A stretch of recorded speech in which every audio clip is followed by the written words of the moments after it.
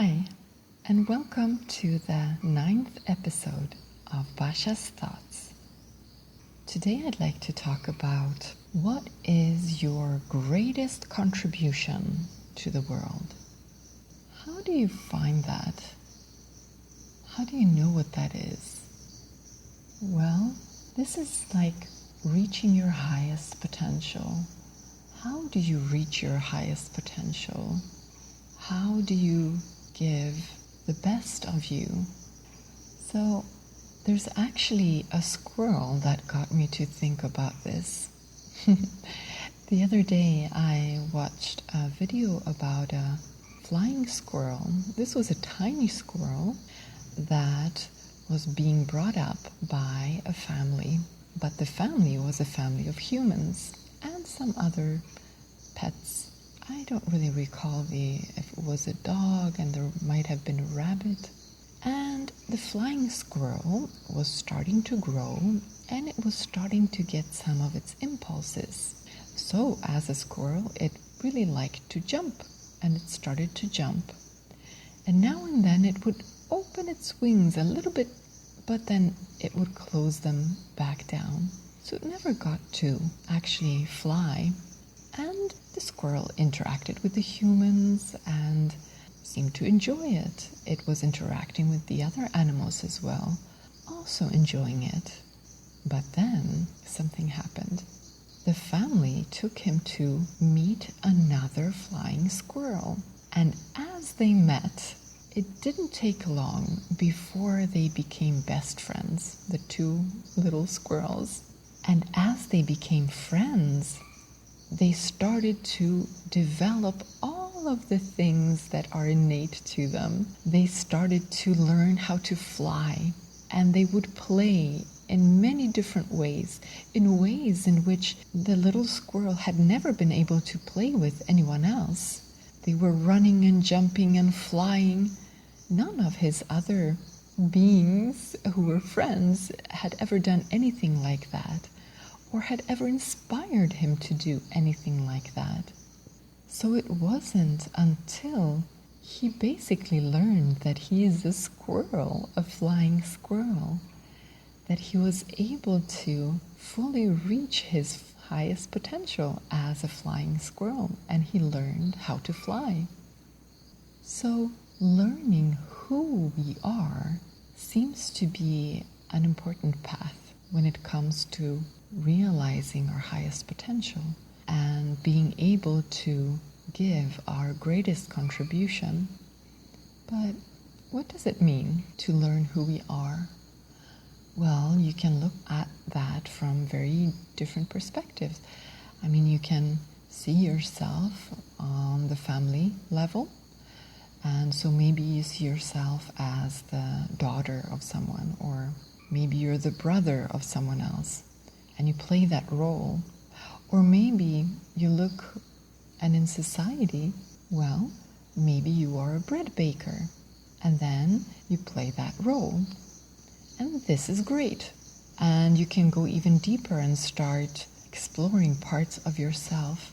But the thing is that when you identify with that, when that becomes a part of who you are, and you identify with only that, well, then you're kind of selling yourself a little bit short.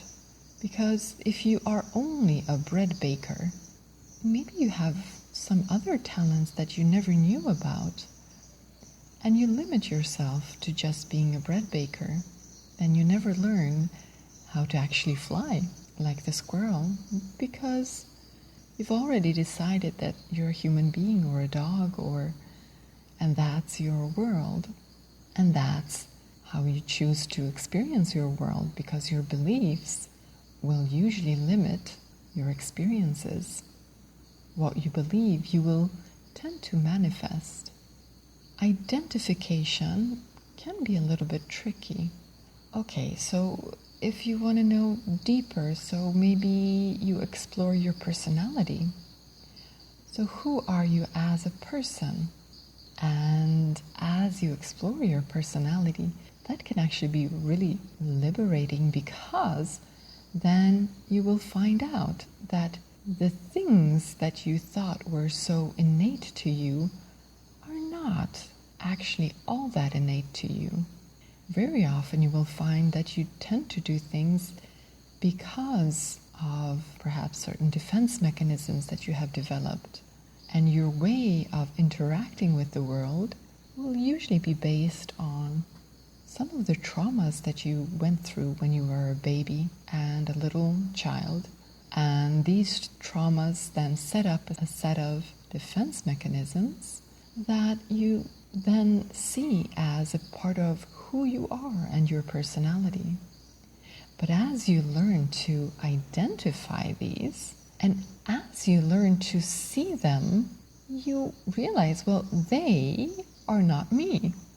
And so, even though they may be pretty set in your body, you can even enjoy it and have fun, because you might be able to see when these thought patterns, for instance, come up, and you see them coming up, and you're able to just laugh them off. Wow, look at that.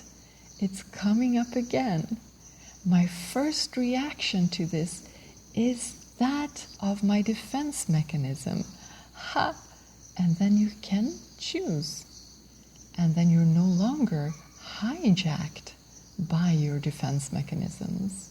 You can choose something else. And then you realize, well, you know what?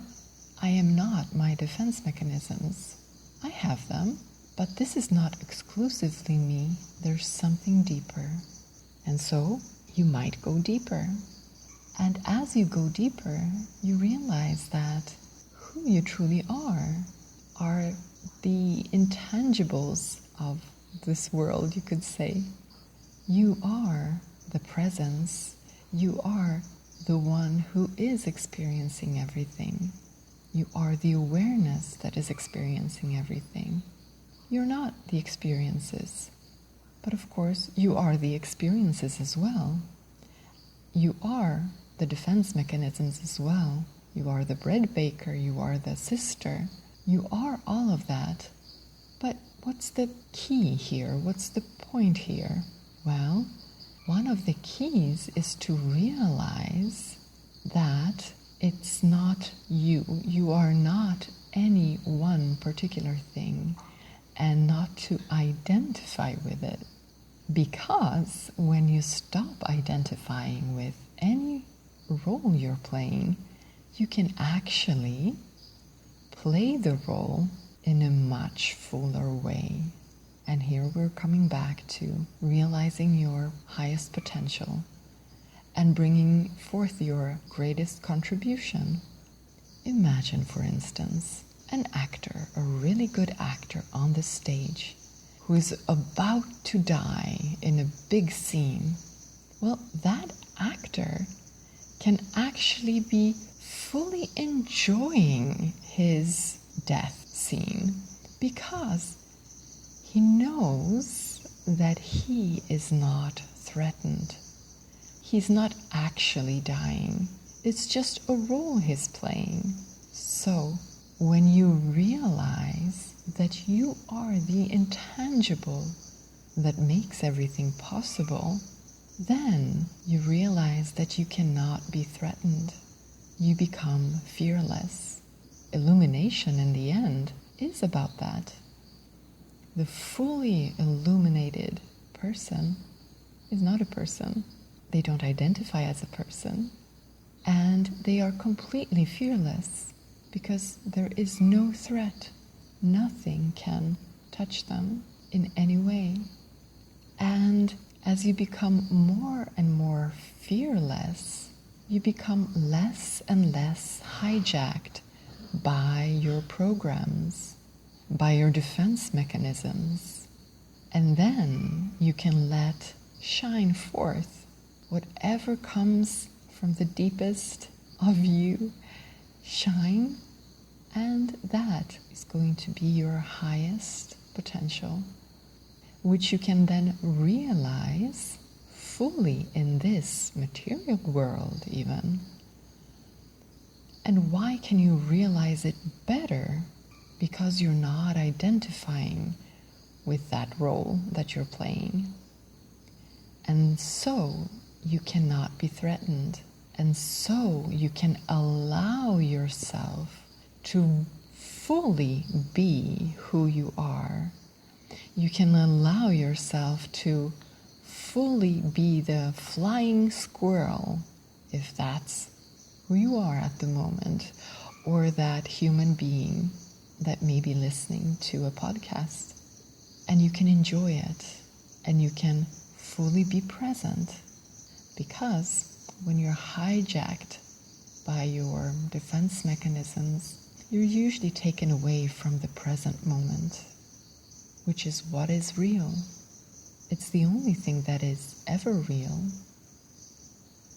So, by going down the path of learning who you are, you will learn to stop identifying uniquely with the role you're playing. And actually, it may seem contradictory, but you will actually be able to fully live that role in a fuller extent. Why? Because nothing will be able to threaten you in any way. And so you won't be hijacked. You will be able to be you, see you, and live that. If you look at some other religions, you might look at other philosophies like Buddhism, for instance. And it's really interesting. In Buddhism, you have the 10 Paramis.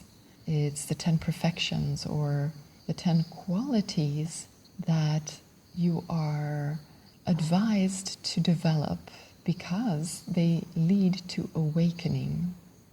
And as an awakened being, you become free of suffering. So they lead to freedom. And these paramis, these qualities, these perfections, they are things like generosity, virtue, truthfulness. You have love, loving kindness, you have equanimity. And it's really interesting because you're meant to practice them and develop them in such a way that it liberates you. That's the key. So you cannot practice them and start working on them just to work on them. Let's take, for instance, generosity. So if you want to become a more generous person, and you decide to practice generosity, let's say by giving money to someone, if in the act of giving you do not feel greater liberty, freedom, expansion, but instead you feel a sense of duty or you feel a sense of obligation, well, then you're not actually practicing the paramis.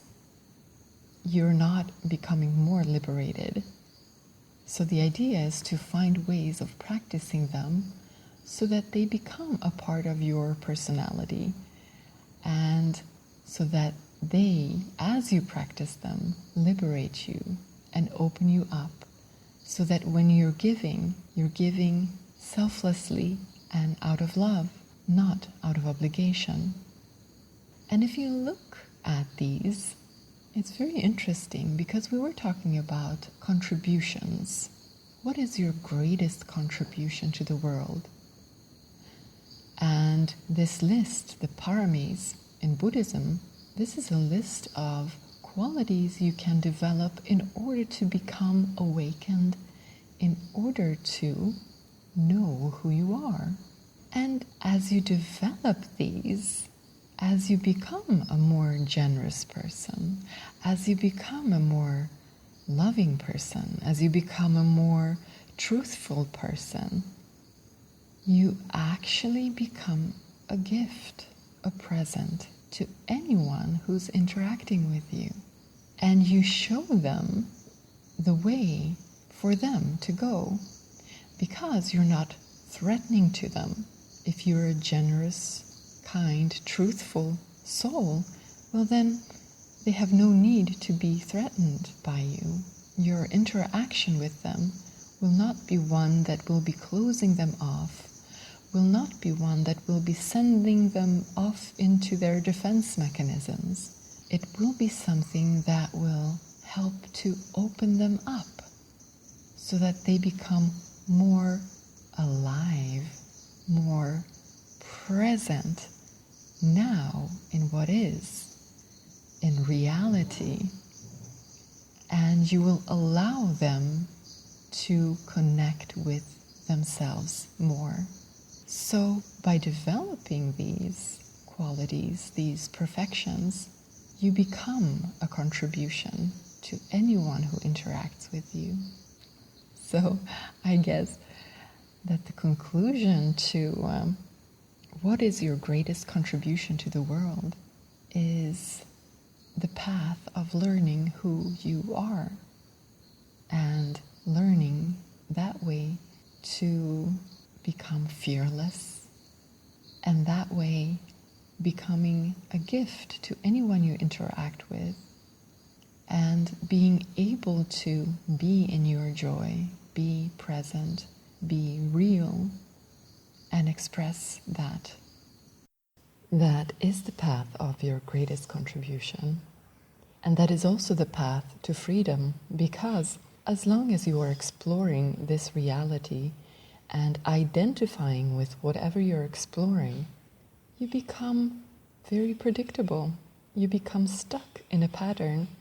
If you think about it, when you're growing up, very often this is a natural part of the path, where at some point you will rebel against your parents and you will become the revolutionary. So what you're doing is you're saying, I'm not going to be like you. I'm going to do the opposite. But of course, the opposite is within the same dimension.